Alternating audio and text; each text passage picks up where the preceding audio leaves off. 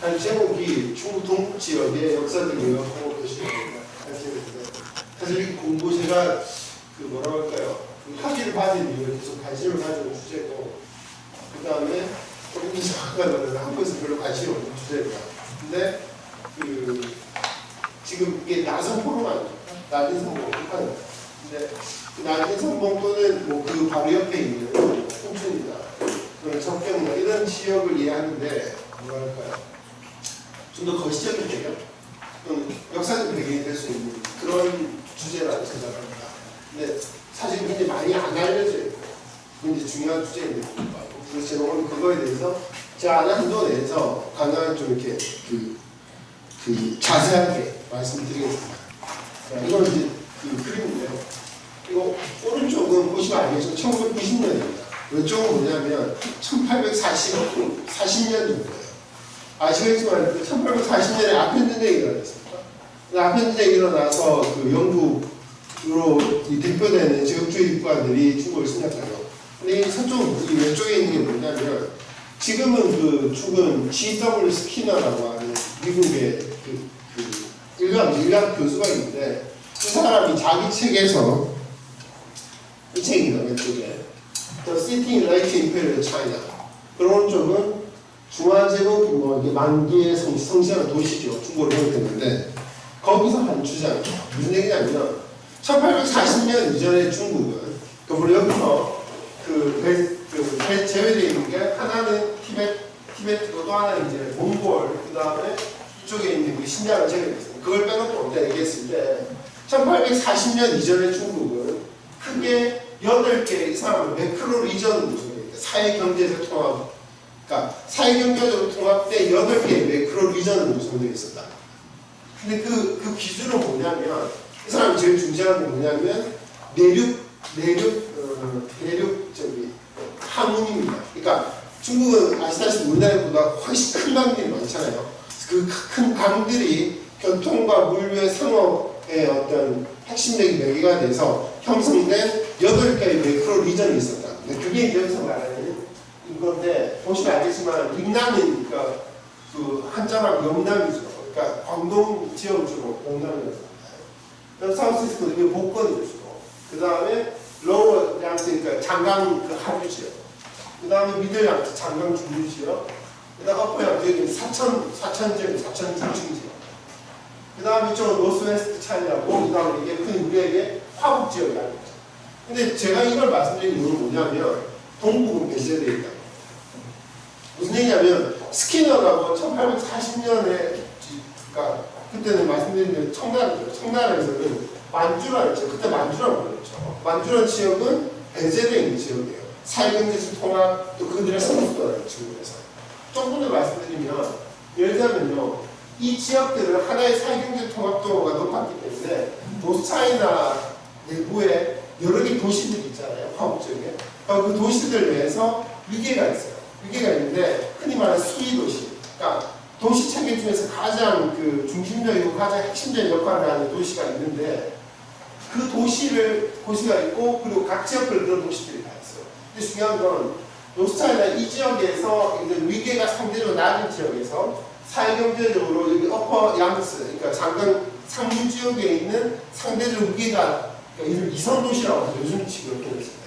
이선도시 연결하는 것보다는 여기서 일선도시로 가서 다시 1선 도시를 갔다가 다시 밑에 2선 도시를 하는 게 더 빨라져요. 그 얘기 무슨 얘기냐면, 각 지역별 매크로 리전 내에서의 통합도는 좋지만 매크로 리전과 매크로 리전 사이의 통합도가 상대적으로 낮았다. 근데 이 사람이 이 주장이 바로 그거거든요. 근데 제가 말씀드린 거는 좀 전에 말씀드렸던, 그러니까 1840년 전에 있었던 중국의 매크로 리전에 대한 얘기도 중요하지만 핵심은 만주리예요. 만주는 배제되어 있다. 근데 왜 배제되어 있습니까? 여러 가지 이유가 있겠지만은 1840년 정도의 만주는요, 아직까지 청나라에 의해서 봉금이 된 상태죠. 그러니까 아시겠지만 청은 원래 만주에서 기원해서 명나라를 물리치고, 그러니까 입발을 해서 명나라라 생각때 대표되는 이 중화제국을 장악하셨으니까. 근데 당시 자기들 소수였기 때문에 여러 가지 이유 때문에, 그러니까 이 한인들, 우리 지금 한족이라고 그러죠. 한인들이 만주를 못 들어가게 막았고, 그래서 사실 만주는 뭐 아무도 못 들어간 건 아니지만은 사실은 그 청제국이 만들어지고 나서부터 이때까지도 사실 무주공사까지는 아니더라도 사람들이 별로 많이 살지 않는 문제가 있었어요. 그렇기 때문에 지금 내지와 같은 이런 식으로 사회경제 통합도가 높은 매크로 리전의 형성이라든지 또는 그것들을 가능하게 아까 말씀드린 도시 체계나 이런 것들이 전무한 상황이었어요. 물론 당시 만주에도 특히 예를 들면 이런 게 있었어요. 군사적으로 중요하기 때문에 주요한 지역에 청나라에서 설치한 수비대 같은 게 있어요. 예를 들면 길림 수비대라고 해서 뭐 길림 그 어디 지역이라든지 이런 식으로 몇 개의 수비대 군사도시는 있었지만 활발한 산업활동, 많은 인구 또는 이런 그 매크로 각각의 개별 매크로 리전에서 보이는 어떤 사회경제 통합 또 물류 이런 부분들이 별로 없었다. 근데 제가 이 말씀 드리려고 뭐냐면 만주라는 지역이고 제가 지금 말하는 동북지역이라고 하는 것은 20세기 거에 탄생했다고 봅시다. 이게 굉장히 중요한 거입니다. 무슨 얘기냐? 그 중국 큰 도시들 많죠. 북경이나 상해, 광주 이런데 북경, 상해, 광주는 상이 좀 다르지만 북경하고 광주는 기본적으로 2000년 이상의 역사를 가진 도시들이거든요. 근데 만주, 그 동북적인 도시들은 끼케야 100년 정도 물론 그 이전에도 있긴 했지만은 흔히 말하는 근대적인 도시는 아니었어요. 그때 만주는 중국 내 다른 지역과도 뭔가 구분되는 굉장히 독특한 뭐랄까요 어떤 그 사회와 그 도시의 형성의 계기들이 있다는 거죠. 그 부분들을 사실 제가 오늘 말씀드릴 거고 그 계기들을 공업도시라고 또는 공업이라고 하는 걸 중심으로 말씀드립니다. 일단 일반적으로 만주라고 알려지는데 뭐 지금 만주란 말 중국에서 동북쪽에서 안 씁니다. 먼저 정도 되고요. 근데 중요한 건 동북 지역이라고 할 때 그 동북 지역은 동북 삼성, 그러니까 랴오닝, 그 다음에 해룡장, 그 다음에 지린 이걸 제외한 여기 나는 것은 대부분 동북 지역까지도 포함을 시킵니다. 일반적으로. 그 이유는 뭐냐면 동북 지역이라고 하는 건 단지 행정구역의 의미가 아니라 좀 전에 말씀드렸던 사회경제 통합을 이제 특히 그 근대 이후에 발전한 도시와 공업 이런 걸로 그 상징되는 중화공업 뭐 이런 부분이 이제 강한 얘기이기 때문에 좀 이제 어떻게 보는 거죠? 대부분 동북 일반적으로 동북 지역에 포함시킵니다. 그래서 인구 뭐 이렇게 되고요. 보시면 이제 하는데 이게 하얼빈이 제일 큰 도시예요. 천만이. 근데 그 인구로 그러니까 경제력으로 보면 당연히 신장이 압도적이죠. 그래서 지도를 보면요. 저쪽이 아라산 도시야. 이쪽이 후룬베이라는 사실 후룬베이 원치죠. 그러니까 중성시예요. 시인데 한반도는 훨씬 큽니다. 하나의 시인데. 이게 몽골이고 이게 내몽골이고. 근데 주요한 곳을 이게 대흥안령 산맥이죠. 그 다음에 서울안령 산맥. 그 다음에 장백산. 그 사이에 우리가 이게 일반적으로 만주평원이라고 알려진 게 있어요. 그래서 거기 주요 도시들이 여기 대련이 있고, 그 다음에 이쯤 심양이 있고, 심양이 있고, 장춘, 하얼빈, 치치하얼, 이렇게 가면 구룬베이에서 러시아가 들어가죠. 아시겠지만 이쪽이 이제 폰춘이고요. 나기 선거로 가는 강을 보시면, 그러니까 뭐 우리에게 이제 그 한동나무로 하는 아부르 강이 있고요. 거기에 합류되는 송화강, 그 하얼빈 그 지나가서 굉장히 큰 강이 있죠. 그 다음 거기에도 여기 넌장이라는 강이 있고, 그 다음에 목당강에 무단장이 있죠. 그렇습니다. 공업강이죠. 그러니까 이 지역은 아까 제가 말씀드린 것이 기본적으로 19세기 말부터 비로소 공업화, 근대적 공업화 시작된 건데, 유일하게 제가 나중에 보면 나왔는데, 그 3년 전인가요? 서울대 아시아 뉴스에서 보냈던 중국 동북지역 도시사라는 책이 있어요. 두꺼운 책인데, 사실 중국에서 중국 동북지역 도시사 1인자라고 할 수 있는 분이 쓴 책을 한국어로 번역하는데, 거기에 보면요, 바로 책이 동북지역은 중국에서 유일하게 도시화 공업화 도시에 있어요. 아까 말씀드렸던 것처럼 북경, 광주에는 2000년 이상 역사를 가진 도시거든요. 하지만 본격적인 근대적 도시화 그 공업화는 20세기 뭐 전후 정도에 비로 시작되었죠. 근데 이 동북 지역은 그 이전 도시의 부분이 없었다고 생각합니다. 아까 말한 그 수비 뭐 이런 식의 군사적인 요소인데 그래서 사실은 동북 지역에서 거의 유일하게 도시화 공업화 도시에 시작된 지역이다. 그리고 이 역사 굉장히 중요한 1895년에 한국까지부터 청일연맹 일본이 청나라부터 이렇게 할애를 받았지만 삼국이 개입을 해서 그 러시아의 일본의 욕심을 이제 자제하게 만들고 그 대표로 러시아가 만주철도 부설과 그걸 획득하고 핵심은 대련하고 여순 그 여대라고 중에서 누이따르는데 저 지역에 조사를 합니다. 그리고 다시 80년쯤 있다가 러일전쟁에서 일본이 승리해서 그 만주철도를 여기 핵심은 남만주철도 부설권 획득하고 또 그렇게 되죠. 이게 이제 그 시대를 보여주는 그림인데 이거 뭐 잘 아실 거고 일본 사무라이와 그다음에 러시아인 사이에 이게 이제 러시아 이게 일본이고 저기 중국은 지금 그 자기 그 판에도 들어오지 못하고 바스켓에서 보고 있는 상대한 그런 그림이었다고 합니다. 자, 이게 일본어로 되는데 간단하게 만주국의 철도로서 1945년 8월 그러니까 해방 직전이죠. 해방 직전인데 이렇게 대련, 봉천, 심양도, 그 다음 신경, 장춘, 그 다음 화일비를 이어지는 정확하게 남만 주철도는 여기서부터까지 장춘부터 대련까지. 그 다음에 이 화일비에서도 서쪽으로 치차를 거쳐서 하이라를 지나서 만주를 지나서 러시아로 그 다음에 동쪽으로 가면 수분할 텐데 무단장 지나가지고 이렇게 들어가면 도문 이렇게 풍초를 지나서 나중까지 들어갔습니다. 기본적으로 1945년 8월경에 이 정도 노선이 다 갖춰진다는 겁니다. 이건 영어로 이제 된 거고요. 다 아실 거고.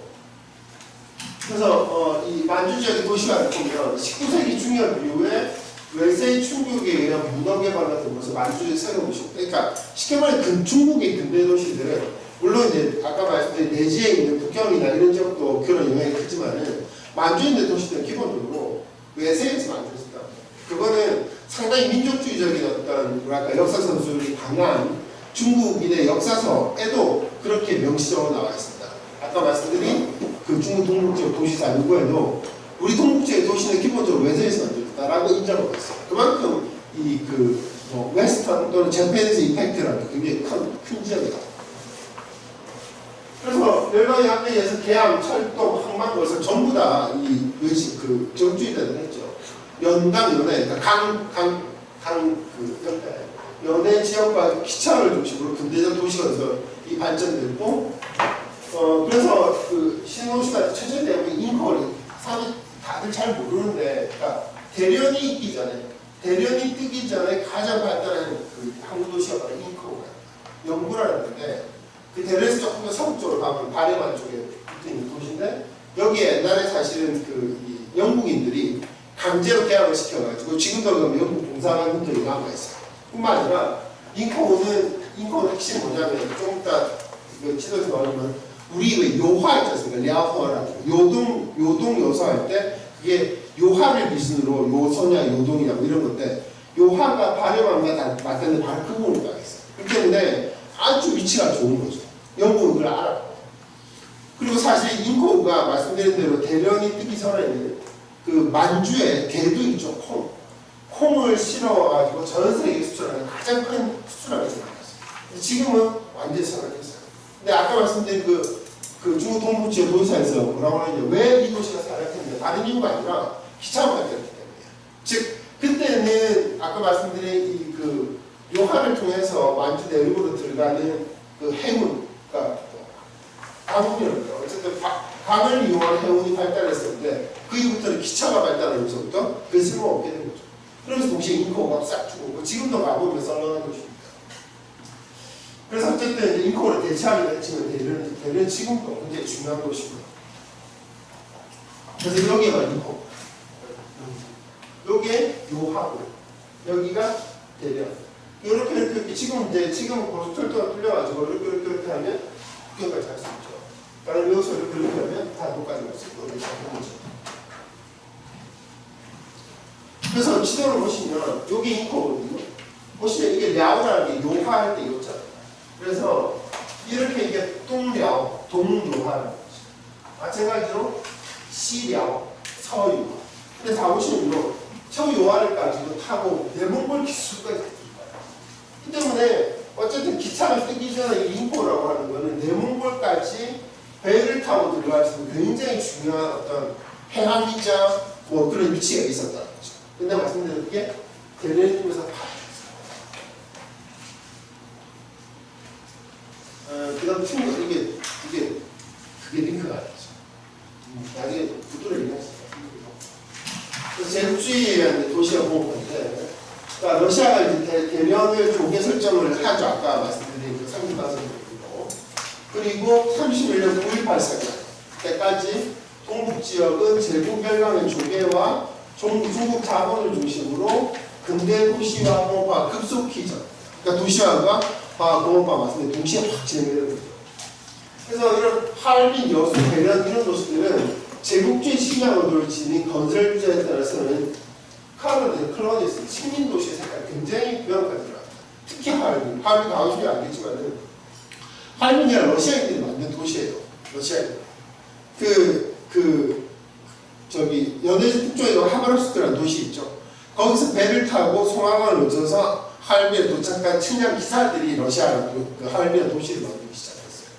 그래서 나중에 러시아인들, 중국인들이 들어왔고, 그래서 나중에 또 좀 성격이 바뀌긴 하는데, 여순 대련도 기본적으로 러시아인들에 의해서 개발이 됐다가 나중에 일본인들이 러시아인들 승리하고 나서 저걸 식민도시로 만들죠. 그래서 근대 도시가 1908년 이후 약 20년간 동북 삼성에서는 1천만 명 이상, 조금 더 정확하게 말하고 1911년에 신해혁명이 일어났어요. 이 청나라가 망하는. 그러니까 신해혁명 기준으로 이후 40년. 그러면 1949년쯤 되죠. 그러니까 중앙인공 본 때까지. 그러니까 1911년 기준으로 이전 40년. 각각 2천만 명씩 대체. 그러니까 무슨 얘기냐면 1870년 전부터 본격적으로 만주로 내지는 사람이 와 몰려들어요. 그리고 그게 이제 아까 말씀드린 1911년까지 2천만 명 정도가 이주하고 1911년부터 그 중국 건국 이전까지 40년 동안 또 그 만주가 2천만 명. 그러니까 한 80년 동안 4천만 명의 인구가 내지에서 이 만주를 이주해요. 그러니까 여기는 것처럼 기본 이민사회예요.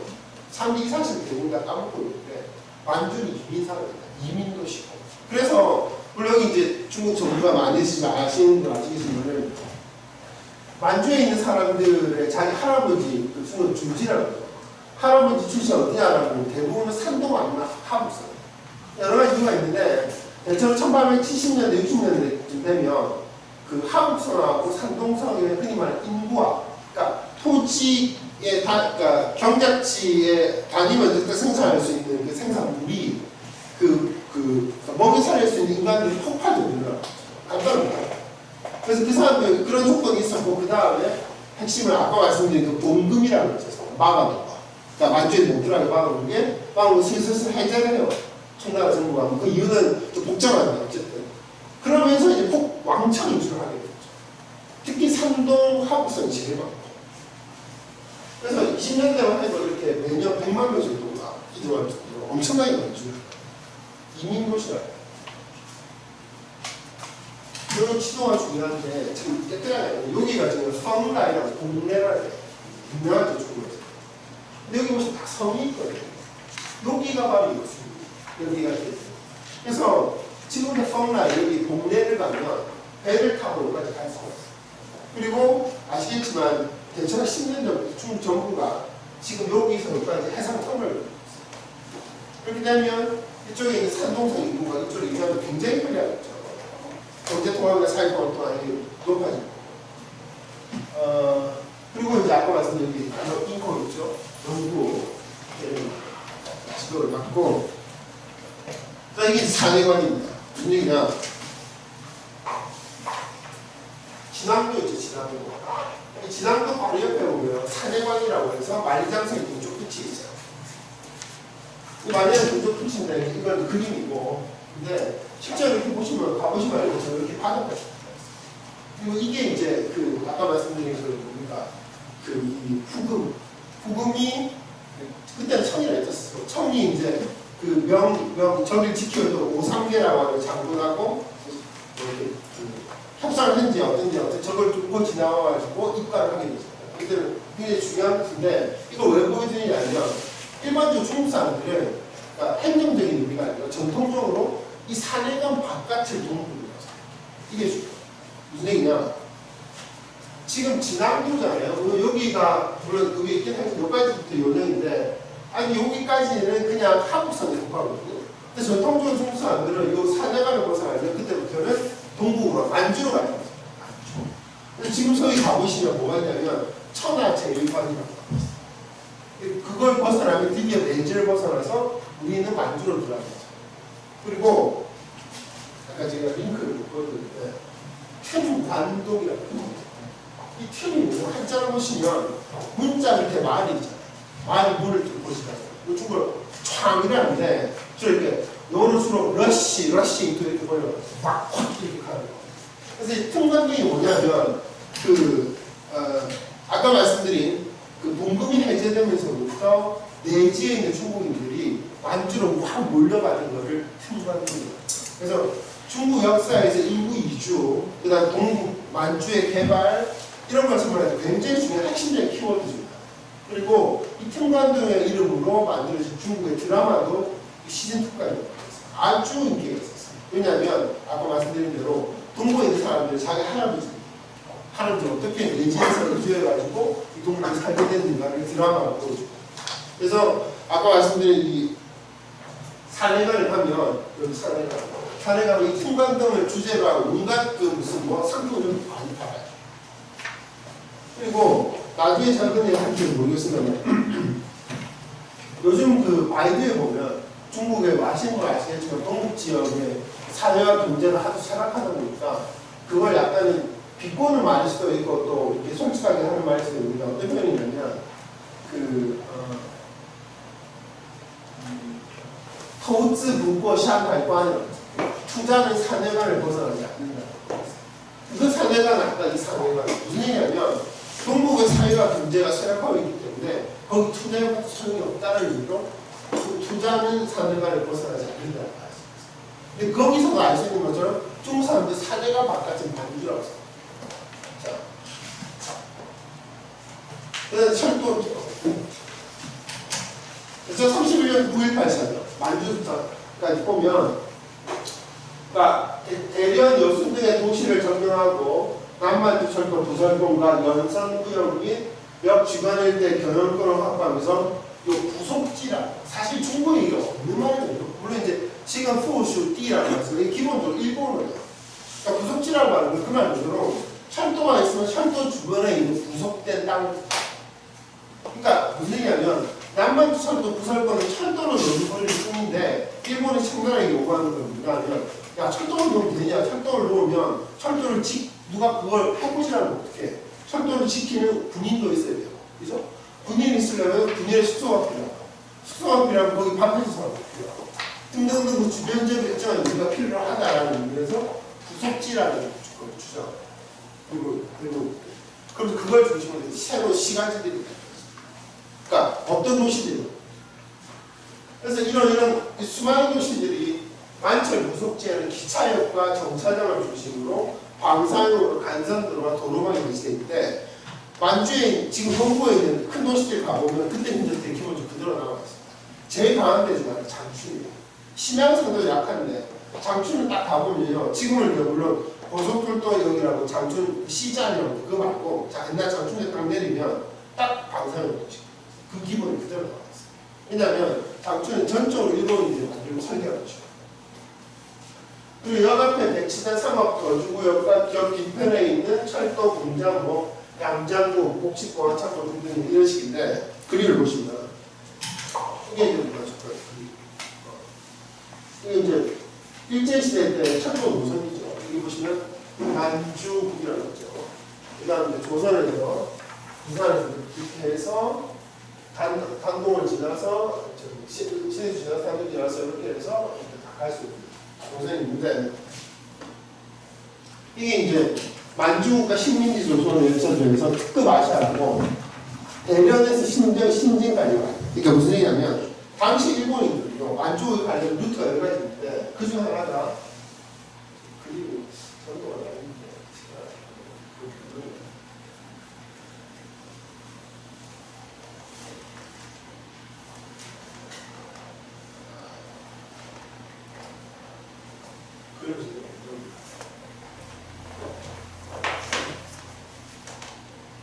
나중에 좀 설명드리겠습니다.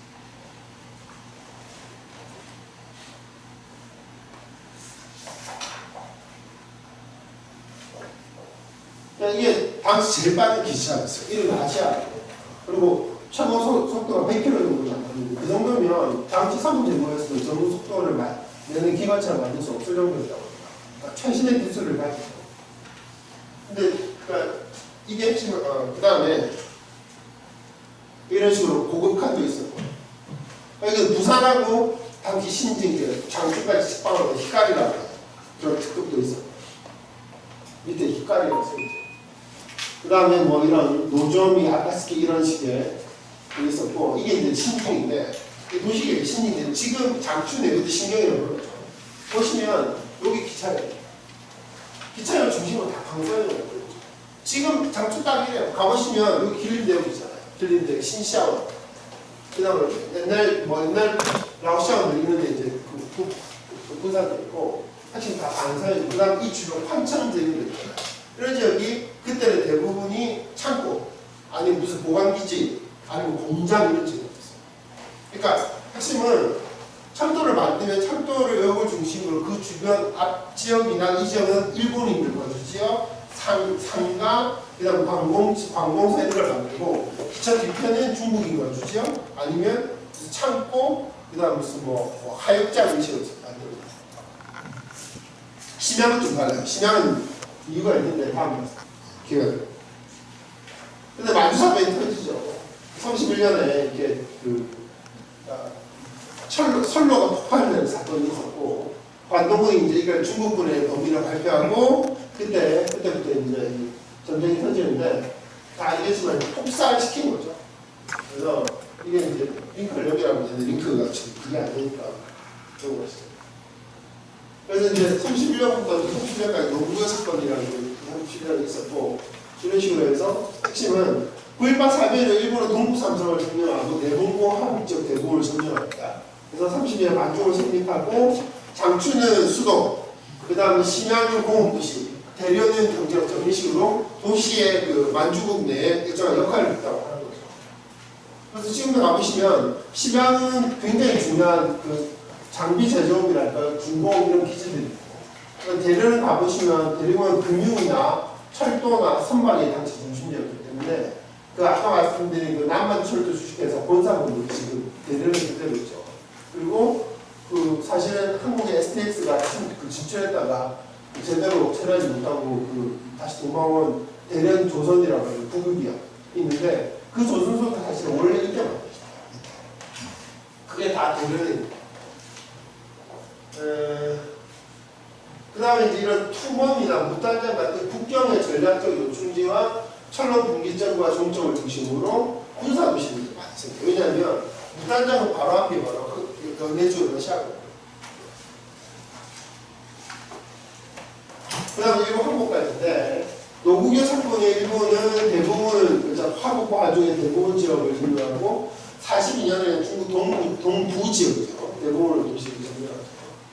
그리고 동북부 한국 지역, 화북 지역을 대동아 전문 경참 기지 뭐 이런 식으로 만들어졌고 이 과정에서 뭐 이런 데도 있었고 저 도시에 그 과정 전쟁이 많이 있었기 때문에 도시에 추가적인 건설은 된다. 이게 이제 지도적으로 보시면 알겠고 40년 그 다음에 40년 그 다음 만주고 있고요. 이걸 만주국이라고 해요.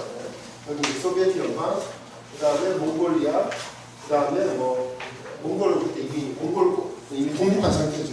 그러니까 원래 만주는 아까 뭐 후금 얘기 드렸지만 기본적으로 여진족이 시대입니다. 그리고 그 후금이 있었고, 그러니까 멸망이, 그러니까 이 청조멸망 시대혁명이라는 부분에는 중화민국의 영토가 되었지만 사실상 군벌의 지배하에 들어갔기 때문에, 그러니까 무슨 말일까? 1949년에 이제 중화민국의 공부에 전까지 중국을 국제사회에서 공식적으로 대표하는 국가는 중화민국 리퍼블릭 차이나였죠. 그러니까 국민당 정권이었죠. 국민정부라고. 근데 문제는 이 국민정부의 그 문제는 뭐냐면 사실상 그 국가 중앙정부가 지방정부를 제대로 장악하지 못한 상황이에요.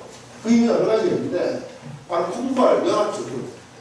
그러니까 그 사실은 남경의 수도였잖아요. 그래서 남경을 제외한 다른 지역에 있던 그 군벌들이 자기 지역들을 장악하고 조세 수입 같은 경우도 자기가 거의 다 챙기는 이런 구조였기 때문에 중앙정부라고 말할 수 있는 남경 국민들은 실제로 힘을 제대로 발휘하지 못했어요. 그러니까 동북지역 말할 필요도 없겠죠. 만주국이 있고 그랬는데 이제 이건 이제 그러니까 31년 전까지는 여기 이제 동북 군벌이라고 말하는 뭐 장학년 이런 사람도 있었고 31년 이후부터는 그러니까 일본 이쪽을 지배하게 되니까 사실상 여기 나는 일본군 또는 관동군이 이 지역을 장악하기 시작합니다. 그래서 31년에 만주국이 성립하고 사실은 그 마지막 번째 주인공 후이가 만주국의 황제로 되는 거죠.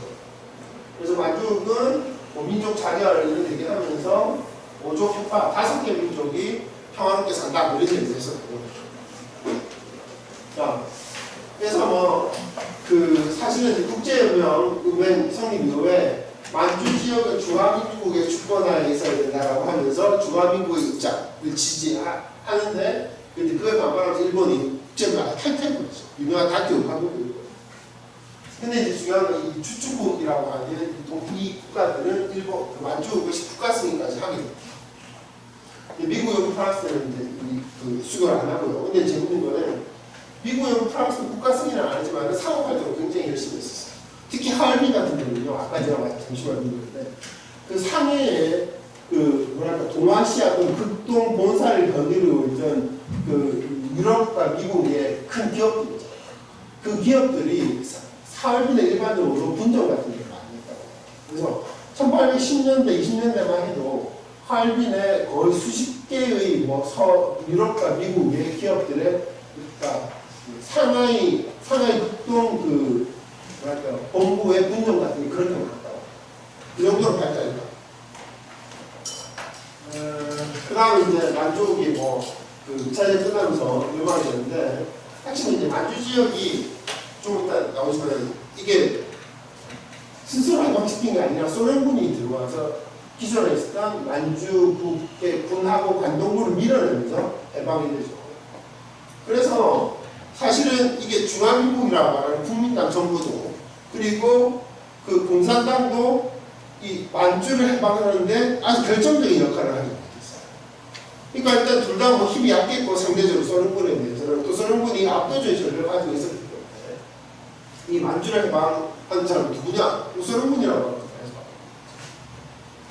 지금 이제 중앙이 형성되어 있는데 자 넘어가시면 이 사람은 후이고요. 동부 역공업인데 근데 아까 말씀드린 대로 기본적으로 만주국 시기에 이 동북 지역은 공업화 그리고 도시화가 굉장히 가속화됩니다. 근데 그때 이제 여기 중요한 게 156개 중점 공정입니다. 네, 이거 일반적으로 중국 경제 가르칠 때 일반적으로 처음 하는 게 그러니까 사회주의 주공업화 공격화 대 제1차 5년계 이게 많이 들어보실 때 우리나라 뭐 제1차 5년계 경제개발계획 이런 거 같아요. 사실 이게 원래는 소련에서 시작된 거예요. 이런 식으로. 그 다음에 만주국 갔다 그 다음 한국까지. 그런데 그러니까 이거 이 150개 중점공정은 뭐냐면 소련이 지원한 156개 광공업 기초건설 쉽게 말하자면 중공건설 프로젝트예요. 이거를 소련이 왕창 지원해줍니다. 그래서 중사도 이게 중국 공업화에 기틀을 많이 했다라고 했는데 실제로 시행된 거를 156개인데 그 중에 56개가 동북지역. 그러니까 3분의 1이 넘는 게 동북지역이에요. 여러 가지 요인이 있겠죠. 일단 소련 입장에서 바로 화학기기도 하고 또 중요한 건 기존의 기반이 있잖아요. 중국 내에서 가장 중공업 기반 이런 것들이 제대로 갖춰진 지역이니까 그런데 더 이게 그 추가적으로 지원을 하게 됩니다. 그래서 주로 이제 근데 중요한 이 지역 이 156개 공정과 마찬가지지만은 원래는 그랬던 게 동북 지역이 공업했던 중화학, 기계나 건설이나 그 뭐 화학, 야근, 뭐 철도, 철강, 그 다음에 뭐 군사, 뭐 이런 자동차, 철도 이런 그런 것들. 그러다 보니까 주로 이제 그 중대형 기구들, 국가에서 그리고 그래서 사회 시기에는 이게 동방의 독일에 있는 동방국의 큰 아들 뭐 이런 식으로 아니면 공화국 장교 이런 식으로 흔히 침송되는 지역이었어요. 이게 이제 그 한전대 영부사에 보시면 이쪽이 동북 지역이고 여기 보시면 이게 요령, 성서, 흑룡각, 산서, 길림 등등이 있는데 156개 항목이 어디에 몇 개씩 배치되는 걸 보시면 요령이 24개 맞죠? 성서는 좀 많긴 합니다. 성서는 이제 시안이죠. 그 다음 흑룡각 22개 그 다음에 길림 10개 그 다음에 명문까지 합치면 아까 말씀드린 제일 많아요. 그러니까 여기 동북쪽이 거의 못 빠져요. 이게 사실은 건국 이후에 중국의 공업화 또는 도시 발전을 위한 키워드 중 하나입니다. 156개 중적 공정. 그래서 그때 이제 여기는 중형 공업도시, 경공업도시에서 그러니까 공업을 기초로 해서 도시가 만들어지거든요. 왜냐면 이거 메이커에서 석유 아니 석탄, 뭐 대동 부신 등등 그 다음에 석유공업도시, 야근공업도시, 그 다음 전력공업, 화학공업, 기계 이런 도시들이 중국 전역에 중요하게 핵심적으로 동북지역 중심으로 새로 창결하거나 아니면 기존에 있던 것들을 강화하는 겁니다. 그래서 하얼빈이라든지 그 다음 이춘이라든지 과목사 다 그 동북지역 심양, 장춘, 하얼빈 뭐 말 필요도 없고 길림 그리고 안산, 유명한 철강 이런 데 다 생겼어요. 근데 이제 이게 사회적인 시장은 이제 기억해야 되는데 동북지역 공업도시 세랑이라고 해요. 시장경제 확산이 되면서 이런 도시들이 철학하는데 특히 90년대 중후반에 단위체제라고 하는 뭐 여기서 간단하게 설명드릴게요. 그러니까 사회주의 중국 사회주의 중국 도시를 어떤 도시를 구성하는 뭐 차이제 뭐 이런 거라고 생각합니다. 그게 이제 핵심이 되는데 그러면서 흔히 중국 사람들이 동북 현상, 친동북 현상이라고 하는 이런 현상들이 있거든요. 그래서 일어나다 2004년에 그 중앙정부선 그때 이제 누구였냐면 원자바라고 하는 사람 총리였죠. 그 사람이 주도하는 동북진흥정책이 실시되는데 핵심 내용은 노후공업기지 개조. 그러니까 우리가 지금 보았던 심양이나 장춘이나 이런 식의 동북지역 있는 공업도시들을 어떻게 개조할 것인가. 여기 개조 의미는 기존의 발효적이고 사회주의적이고 비효율적이고 이런 것들을 그렇지 않게 개조하는 그게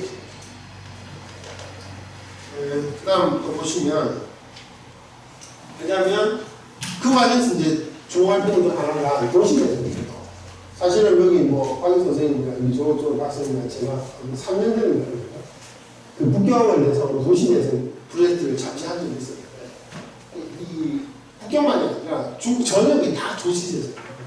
근데 그 심양의 해시구라고 하는 철서구라는 게 그게 그러니까 역시 그 만주국식에 만들어지고 지금도 있는 중공업 기지가 있습니다.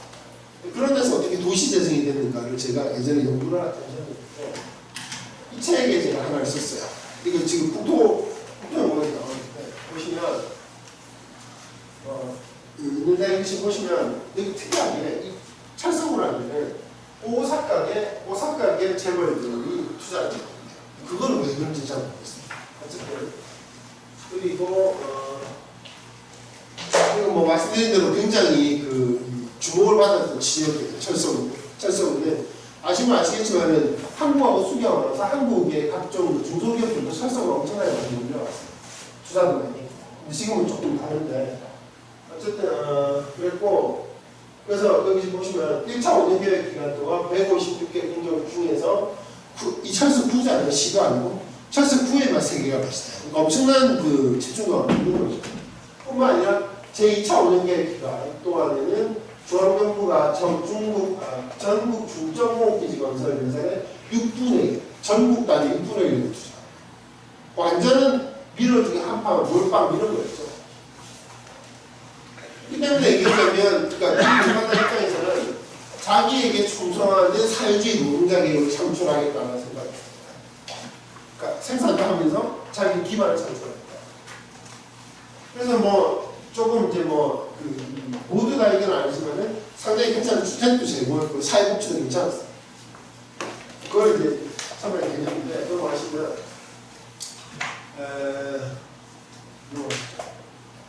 근데 도시에서 어떻게 이루어지는지 경제 측면을 보면 이 동반서원이라는 합석한 거에 두 가지 경우를 가지는데 동반서원은 뭐냐면 여기 반이 중국으로 옮기다니까 이상하다. 그러니까 동쪽에 있는 걸 옮겨놔서 서쪽에 새로 짓잖아요. 중국 동반 시즌 노고빚의 계절을 위해서 재정 문제 해결이 뭔가 돈이 있어야 노고빚을 계절하죠. 어떻게 하느냐? 공장 분열을 통해서 생겨난 공장 부지 원래 이제 비잖아요. 그 빈 공간에 토지 사용권을 당시 이미 형성되어 있던 토지 사용권 거래 시장에 판매함으로써 자금을 받는 무슨 얘기냐? 여기 그 심야에 계신 선생님이 아시겠지만 심야에 가보면 왜 그 C탑, 사탑이라고 하는 지역 있잖아요. 한국인도 왕창 몰려있고 뭐 술집, 유흥집, 뭔가 밥집 왕창 몰려있고 그 서탑에서 그 옆으로 바로 그 철도가 지나가는데 그 밑으로 그 뭡니까 그 지하도로 살짝 나오는 그가 철성구 바로 옆에 붙어 있어요. 무슨 얘기냐면 철성구는 2004년부터 아까 말씀드린 노고빚이 개조를 했는데 그때까지는 공장들 뿐이었어요. 그런데 이미 아까 말씀드린 이 바로 옆에 있는 그게 그 부가 뭐죠? 어쨌든 이 사탑에 있는 그 지역은 그러니까 온갖 현대 상업세에 들어서고 투자하고 해서 집가가 엄청나게 올라가고 있어요. 그런데 조금 말씀드린 동반 시기에 동반석을 하면서 이렇게 철석으로 비우면서 거기 있는 땅을 다른 기업들에게 빌려주죠. 그러니까 근데 원래 토지 가격이 엄청나게 차이 나는 상태였는데 이거를 빌려주면서 그걸로 가지고 돈을 엄청 많이 버는 거죠. 그래서 그걸 가지고 좀 전에 말씀드렸던 기업을 옮기는 거, 그 다음 기존에 일단 임금 체불했던 거, 갚는 거, 그 다음 여러 가지 부분들이 있었어요. 그래서 이게 이제 그 동반서원이라는 전략이 좀 전에 말씀드린 것처럼 도시에서 경제 측면의 하나고 두 번째는 여기 바로 이거입니다. 그 다음 보시면 합성판도가 뭐냐면 이거 중국 공산당의 어떤 행정 개편의 중요한 원리 중 하나인데 그러니까 철성구 발효에서 심양 경제기술개발이라고 있어요. 지금도 있는데 그거를 합성판공을 통해서 철서 신구라고 이걸 만들고 철서 신구는 철서구와 심양 경제기술개발과 인력과 각종 자원에 대한 관할권을 보유하게 됩니다.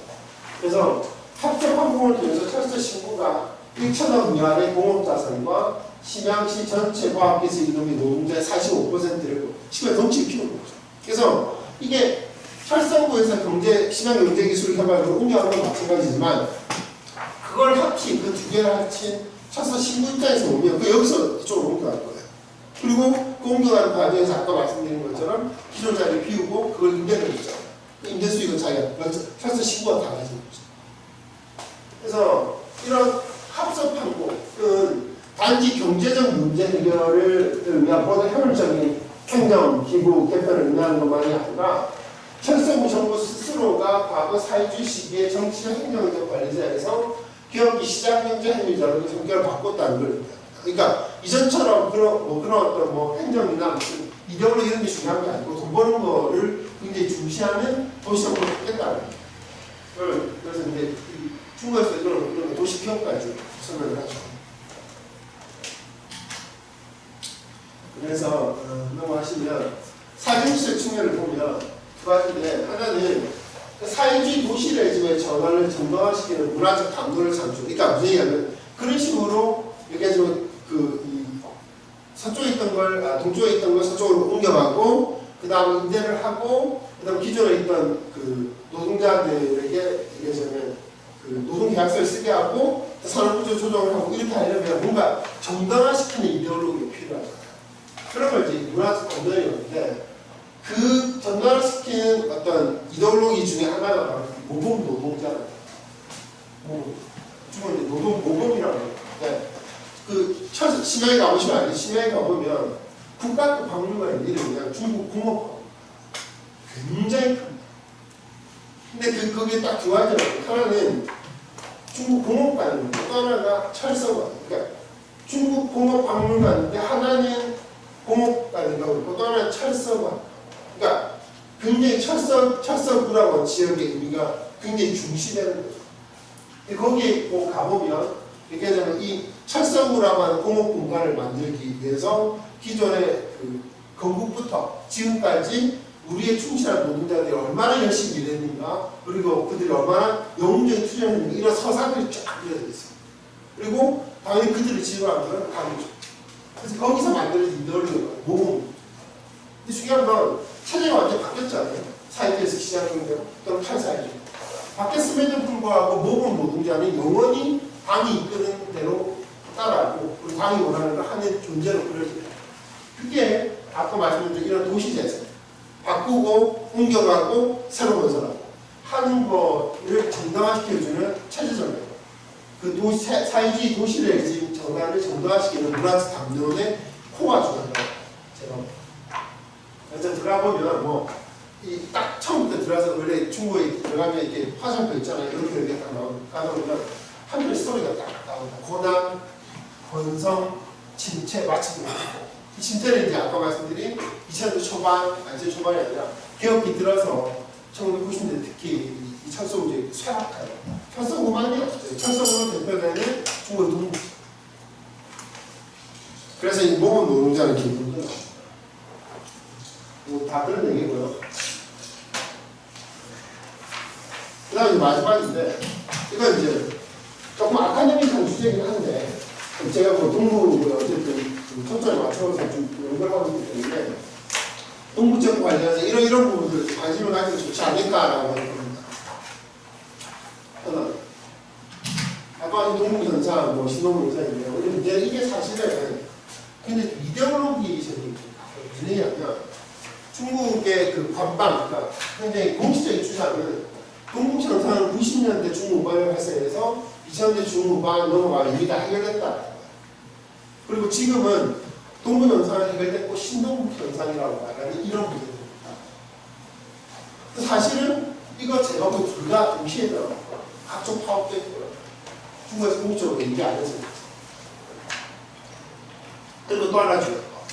우리가 동북이라고 통칭해서 그랬지. 아까 우리 내몽골을 빼더라도 한반도 3배가 넘는 무슨 얘기냐?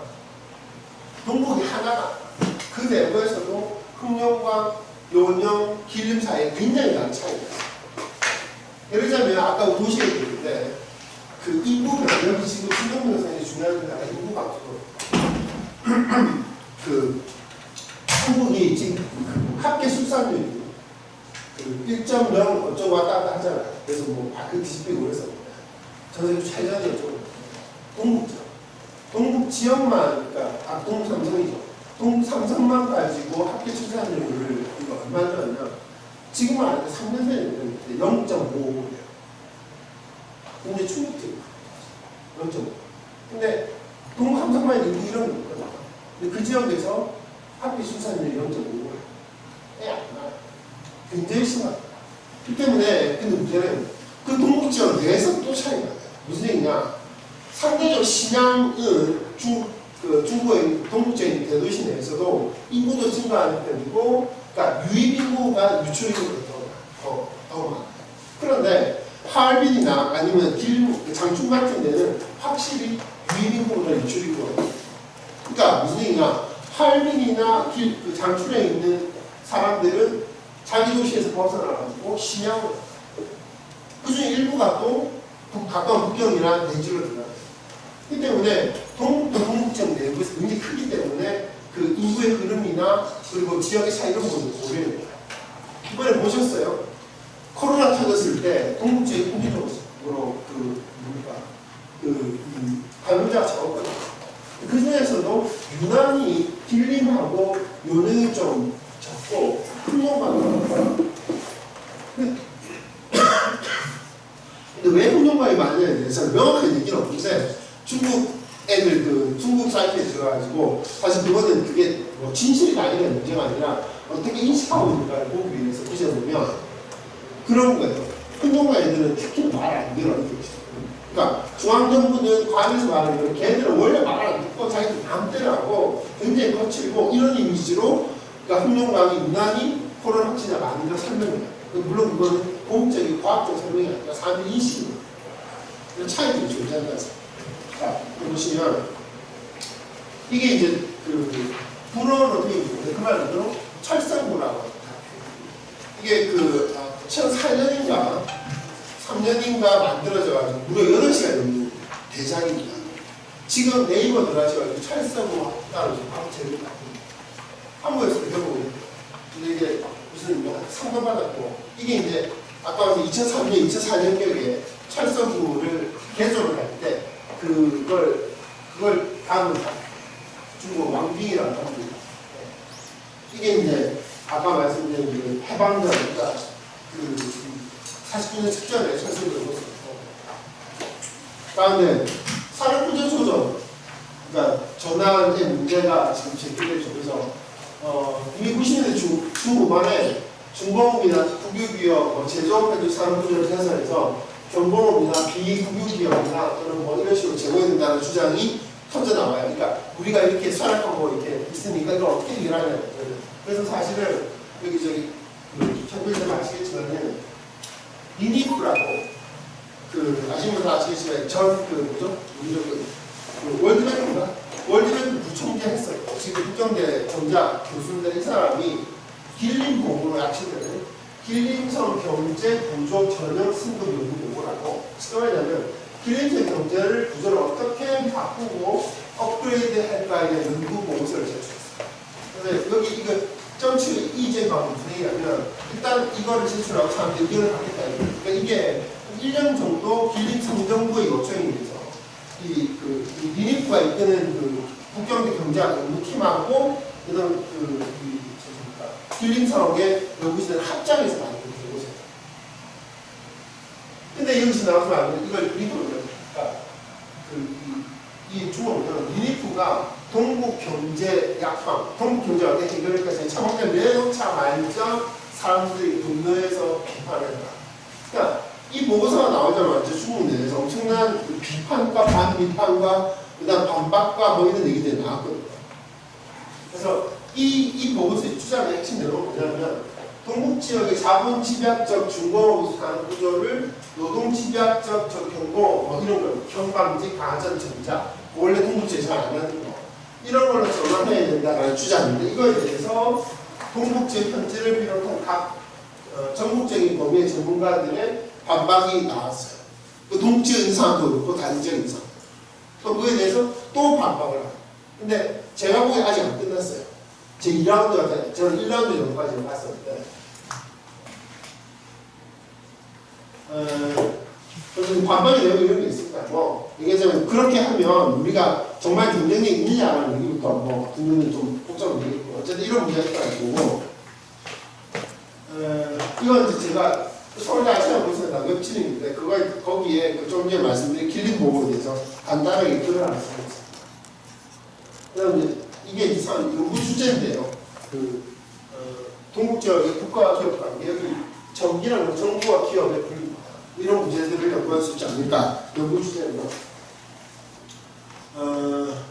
그걸 이제 조금 하고 또 하나가 이거 넘어가시죠. 자세히 또 하나 무엇인데 노공업 도시 여기 지금 한자는 노공업 성취라는 말을 써요. 저는 중국사를 쓰는 표현이에요. 근데 이 노공업 도시니까 우리말로 노후공업 도시라고 번역할 수 있다면 이런 것들을 그러니까 그냥 중국에서 쓰는 아주 뭐랄까요 그냥 비효율 또는 뭐 관료주의 또는 약후 이런 거의 상징으로만 쓰는 게 아니라 그걸 좀 이렇게 그 개념 자체를 좀 중립화시켜가지고 여기 나오는 것처럼 사회주의 시기와 개혁기 동북 지역의 사회와 경제의 문제를 좀 불연성적 또는 연속적으로 파악할 수 있는 하나의 범주로 재구성해 볼 수 있지 않을까 하는 게 제 생각이고 그래서 저는 사실 제 논문에 노공업 도시라는 표현을 많이 씁니다. 아까 말씀드린 세계 최저 그 다음에 인구감성 무유출 이거를 아까 말씀드린 대로 이걸 성별 도시를 놓고 또 다른 그림이 예를 들면 여기 조박쌤 잘 아시겠지만 훈춘이잖아요. 훈춘은 동북지역의 도시거든요. 근데 훈춘은 거기도 원래 임업하고 광업 이런 걸로 좀 큰 도시였었고 근데 훈춘은 제가 알고 있는 몇 개 안 되는 동북지역에 인구가 늘어나요. 그리고 그거는 이제 뭐 약간 좀 공식적이고 관방적인 느낌이 있긴 하지만 그쪽에 있는 관계자들 만나도 훈춘에서 인구가 늘어나요. 근데 중요한 건 그 훈춘에 사람 밀대는 인구가 도대체 어디서 오느냐. 동북지역 사람들이 아니에요. 동북지역 사람보다는 물론 없지는 않겠지만 내지에서 많아요. 그러니까 그런 것도 사실은 어느 도시든지 아까 뭐 제가 심양하고 그 뭡니까 하안이라고 상준 얘기하면서 어디로 이주하고 유출 얘기했지만은 다들 도시의 인구가 감소하고 있고 자연출산을 감소하고 있는 동북 지역에서도 혼주군의 특성, 혼주 특성은 여러 가지 이유가 있겠죠. 뭐 아시겠지만 그러니까 북방이 신천이 될 것이다라는 뭐 전민기 희망부터 북한 뭐에 가까운 또 그쪽에 있는 뭡니까 바로 조금만 가면 동해안이라는 위치라든지 이런 거. 그래서 좀 이렇게 이건 이제 서브내셔널 말, 서브 프로빈셜이죠. 서브 리전이죠. 동북지역부터 조금 낮은 수위에서 보면 또 다른 그림이 펼쳐지는데 그게 그냥 작은 지역에서 좀 더 다른 쪽에 게 아니라 동북지역 전체를 말씀드리면 한 바퀴 400km거든요. 충분히 해볼 수 있는 겁니다. 그 다음에 도농과 함께 성중촌 한쪽이 있는데 성촌 아시겠지만 이제 간단하게 얘기하자면 농민들이 도시에 들어와가지고 있는 그런 지역 그런 데를 성촌인데 동북지역은 아주 단순하게 얘기하면 성중촌이 거의 없어요. 그러니까 특히 광주나 선정이나 남방이 대도시죠. 북경도 마찬가지고 상해나 이런 지의 도시들이 어디나 있는 성중촌이 동북지역 도시들이 거의 없어요. 이유가 뭐냐? 간단합니다. 아까 말씀드린 사회와 경제, 침체, 쇠락 이런 것 때문에 농민들이 동북지역 도시에 들어가서 장기적으로 체제할 이유가 없는 거예요. 돈이 내야 들어가는데 도시에 해고하고 그 다음에 인구 감소하고 GDP 떨어지는데 들어갈 이유가 있겠어요. 그러니까 농민들은 동북지역 도시에 있는 그런 게 하는 게 아니라 내지로 들어가서 특정으로 가거나 크게 돈을 더 많이 벌어요. 따라서 동북지역의 도시들은 가보면 남방의 도시들과 다르게 성중촌이 별로 없고 대신에 뭐가 있느냐? 이게 판자촌. 여기 판자촌은 원래 그런 판자촌은 뭐냐면 그냥 빈민이 아니고 아까 제가 이 지역에 형성된 그 도시의 기업들이 있잖아요. 큰 기업들, 중견 기업들. 근데 그런 기업들이 기업에 들어와가지고 침체하고 쇠락하고 도산하면서부터 그 기업에 붙어있던 노동자들 집단 주택이잖아요. 그게 쇠락하고 아무도 보수 안 하고 유지하려고 관리하다 보니까 그냥 완전히 쇠락하고 그런 것들이 지금 많이 착용했음에도 불구하고 여전히 충북의 동북지역 도시들이 많이 남아있어요. 그래서 도시 분간구조에서도 이 성중촌과 판자촌이라는 부분에서 동북지역 도시가 많이 차이가 나요. 단방하고. 근데 문제는 이 간단한 사실을 남방에 있는 사람도 잘 몰라요. 무슨 얘기냐면 중사. 제가 얼마 전에 책을 읽었는데 우리 때 종합생을 가시는 것 같아요. 선전에 있는 선전대학 교수. 그 사람 무슨 지리학이었나? 도시 환경 이런 거 하는 사람인데 이 사람이 선전에 있는 아주 큰 나의 어쩌고 하는 성중촌에 있었어요. 근데 그 사람이 성중촌을 정의하고 성중촌의 역할 이런 것들을 설명하는 거 보니까 동북지역 정말 모른다고 생각해요. 그러니까 뭐냐면 중국사에 대해서도 이 지역과 지역 사이의 음식의 편차라는 게 굉장히 큰다는 생각이 들고요. 그 다음에 그래서 이 성중별로 선생님은 알아요. 그 다음에 이거 나중에 한번 하시고 그 다음에 지fol로우라고 하는 이게 뭐냐면 간단히 얘기하자면 예전에 알고 계시겠지만 호구라고 도시호구, 농촌호구 이런 거는 자기가 원해서 따는 게 아니라 부모에서 결정됐잖아요. 그러니까 선천적인데 요즘 호구제도 좀 바뀌어가지고 적분이 뭐냐 포인트를 정립하는 거예요. 그러니까 자기가 예를 자기 학력이나 기술이나 또는 자산이나 또는 등록 이런 것들이 있으면 그 항목별로 점수를 매겨가지고 점수를 합산해가지고 어느 정도 이상되면 호구를 줘요. 그게 중국 도시의 상당 부분의 도시에서 그걸 하고 있거든요. 그걸 당연히 예상할 수 있겠지. 북경이 제일 힘듭니다. 북경이 제일 힘들고 상해는 고사합니다. 무슨 얘기냐면 북경은 박사학위를 소지하더라도 3점밖에 안 돼요. 근데 상해는 박사학위를 소지하면 110점을 줘요. 그러니까 그 얘기 무슨 얘기냐면 북경에 상해 공부 아닌 사람이 학력만으로 거기 가기 위해서는 거의 방법이 없어요. 그러니까 어쨌든 물론 그 얘기 또 다시 얘기하자면 상대적으로 좀 나아진 4선이나 3선급 도시들은 굉장히 얘기하자면 쉬워요. 그런 부분에 대해서 좀 덜 까다로워.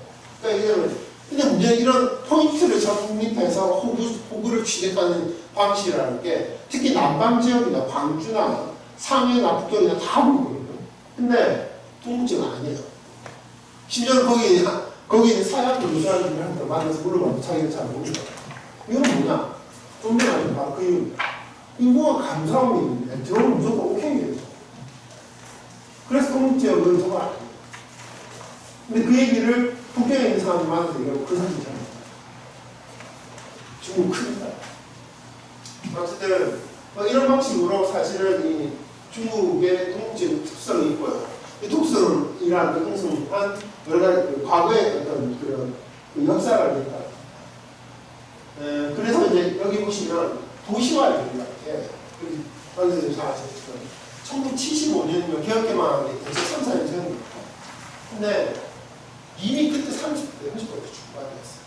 무슨 얘기냐면 78년에 중국 전역의 도시화율이, 물론 여기 도시화율은 중국 전체 인구 중에서 몇 명이 도시에 가느냐.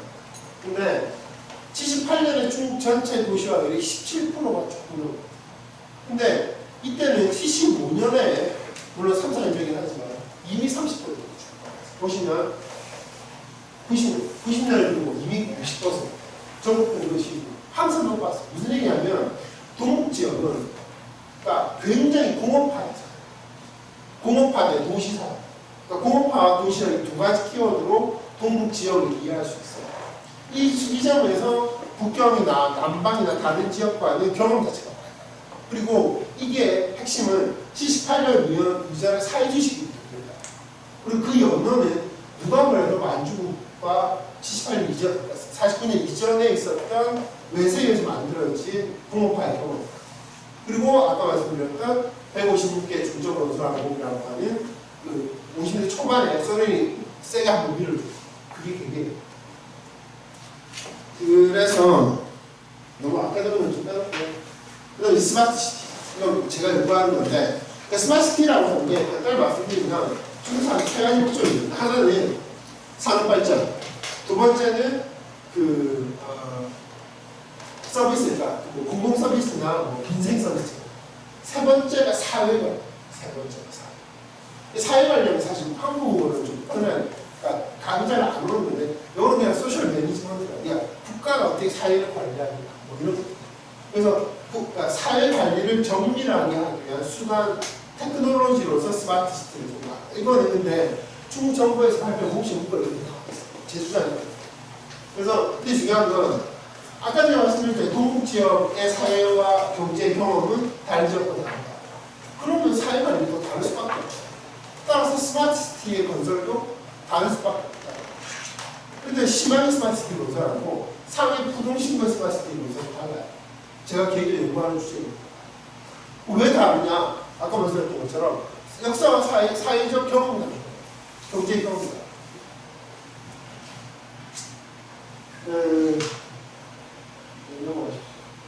도시 이것도 잘 사는데. 그다음 마지막인데요. 뭐 이건 이제 상당히 익숙한 문제일 수 있는데 현실의 부상이라는 창시투 일대를 이렇게 있죠.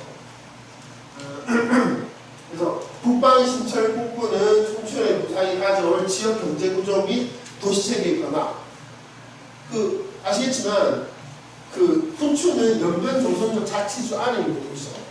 근데 춘추이 성장하는 걸 보면 이게 연변 조선족 자치주가 간단할 수 있을까라는 생각이 들죠. 좀 더 정확하게 말하면 연길에 있는 연변대학 교수를 만나서 얘기를 해보면 하는 말이 저러다가 연변 조선 자체에 떨어져 나가는 거 아닌가라는 우려를 자신들이 갖고 있다는 얘기를 할 정도. 그리고 잘 아시겠지만 왜 산동에 가면 칭다오라는 도시 있죠. 칭다오는 중국 사람들이 말할 때 계획 단열 도시다. 계획 단열시라고 있습니다. 계획 단열시라는 것 자체가 그러니까 칭다오는 산동성에 속해 있고 산동성의 수도는 제남인데 제남이 적어도 경제와 산업 발전 계획에 있어서는 청도에 관여를 안 해요. 그럼 왜 있냐면 왜냐하면 말씀드린 대로 계획 단열 도시이기 때문에 그거는 중앙정부 군부를 직접 책임집니다. 왜냐면 춘추이 그렇게 되지 않을까라는 생각을 하고 있어요. 물론 아직까지 확정되지 않아요. 그렇기 때문에 이 도시체계의 변화라는 건 그런 식으로 생각할 수 있지 않을까. 그 다음에 저런 거요. 변경도시이기 때문에 빨리 좀 호구세대의 변화를 해요. 그래서 또는 중앙정부 차원의 프로젝트들이 가져올 지역사회와 경제에 대한 영향은 일단 북한은 있습니다.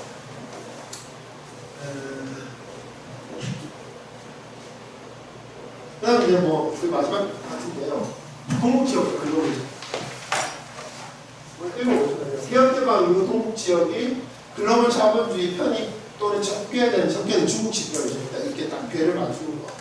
과거에는 추정을 통해서 중국 국민국가 하위 수준에서의 사회와 경제 변동을 광동 및 상해 등 동남 연해 지역과 비교 사회 변동에 맞춰서 무수할 수 있다. 무슨 얘기냐면 그런 거죠. 아주 단순하게 얘기하자면 글로벌 경제하고 광동하고는 딱 맞물려 있잖아요. 근데 동북지역 아무래도 덜 맞물려 있다. 상대적 영향도죠. 그러면 근데 두 지역 둘 다 78년 이후 개혁개방이 들어서는 마찬가지예요. 그러면 그런 겁니다. 그러니까 동북지역은 어떻게 개혁개방을 경험했다. 그리고 글로벌 경제와의 뭐 접견이든지 또는 뭐 편입이든지 이걸 어떻게 경험했는가를 광동 지역과 비교해서 볼 수 있다고 제가 다르거든요. 경험을 뭐 그런 거를 또는 뭐 경자지수나 GPN이나 GBC 이런 것 중에서 할 수 있을 겁니다. 그 다음에 뭐 이건 조금 뭐 결국 그런 누더기 사본을 유형들은 있고요. 좀 많이 추천드립니다. 이런 책을 보시면 좀 도움이 되지 않을까 하는데 자, 이게 아까 말씀드린 중국 동북지역 도시사의 문화가 서울대아시아 무술에서 그런 뜻이에요. 그 다음에 이건 일단 일본 사람인데 요거는 그 한국인 학자의 책이고 그 다음에 뭐 이거는 좀 한국어 학자의 책이고 이 책을 제가 추천드리고 싶다. 굉장히 재밌습니다. 지금 동아대 총장 기자 제가 만주학계 소속인데 만주학계 전임대장인 한성청 선생님이 있으실 겁니다. 이건 이제 단지 만주에 대한 얘기가 아니라 만주와 60년대 한국 개발 시절에 관련이 깊다. 그래서 만주와 한국에 대한 그 다음에 이건 이제 일본의 학계의 자랑이에요. 20세기 만주 역사사전이다. 그러니까 20세기를 만주국 이전, 만주국 시기, 만주국 이후 세 개로 나눠가지고 사전을 만들었어요. 1사전. 일본의 만주 연구의 그 전통이 깊으니까. 근데 사실 이거 5년쯤 전에 이 사전을 만든 사람들이 부산에 와가지고 여기 동아대 가가지고 저희 만주학회하고 같이 서평회 이런 걸 했었는데 확실히 일본도 45년 이후 만주에 됐어요. 잘 몰라요. 그 이전까지는 뭐 세계시험 볼때 말할 필요가 없는데 그래서 이런 부분 좀 얘들 약하구나 이런 느낌이 받았고 마지막 이거는 만화책입니다. 그 책방에 있으니까 안 보세요. 트로츠키, 무지개빛 트로츠키라고 이게 관동군 장교들과 엄마는 몽골인이고 아버지는 일본인인 어떤 젊은 사람하고 이건데 좀 황당한 발상이었는데 트로츠키를 남미에서 데려와가지고 만주에서 새로운 독립국가를 만들겠다는 근데 이게 그냥 포함된 판타지물이 아니라 근데 재밌는 얘기 담고 있어요. 그리고 아신지 모르겠 이 야스이코 요시카즈가 건담이라는 만화였죠. 그거 작가예요. 그 외에 뭐 이런 철도에 말씀드리면 고바야시 히데오라고 그 유명한 일본의 만주 철도 전문가가 있죠. 네, 뭐 이거 이따가 이 사람들 보면